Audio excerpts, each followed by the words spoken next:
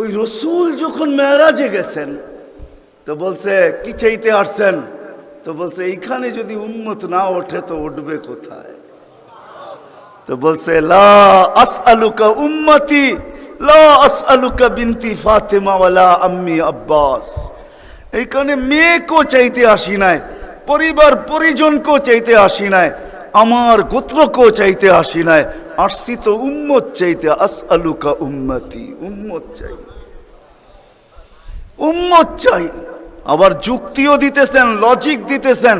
আনতা রব্বুল করিম আনা নবিয়ুর রহিম, আপনি রব্বে করিম আগে, আমি নবী রহিম পিছে। কাইফা তুদাইয়ু হাদিল উম্মাহ বাইনাল করিম ওয়ার রহিম, আপনার প্রটোকল আগে, আমার প্রটোকল পিছে, দুইয়ের মধ্যখানে উম্মত জাহান্নামে চলে যাবে, আমি সইব তো সইব কি কইরা? এই জন্য উম্মত চাই।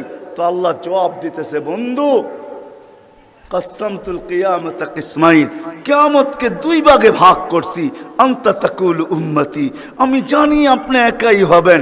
কিয়ামতের দিন কেউ উম্মতি বলে চিৎকার দিবে না, না নবী দিবে, না রসুল দিবে, না উলুল আজমি মিনার রসুলরা দিবে, কেউ উম্মতি বলে চিৎকার দিবে না। মুসা আলাইহিস সালাম তো এতটুকুও বলবে লা আসআলুকা উম্মি ওয়ালা আসআলুকা উখতি, মাকেও চাই না বোনকেও চাই না, আসআলুকা নফসি, আল্লাহ আমাকে বাঁচান, আমাকে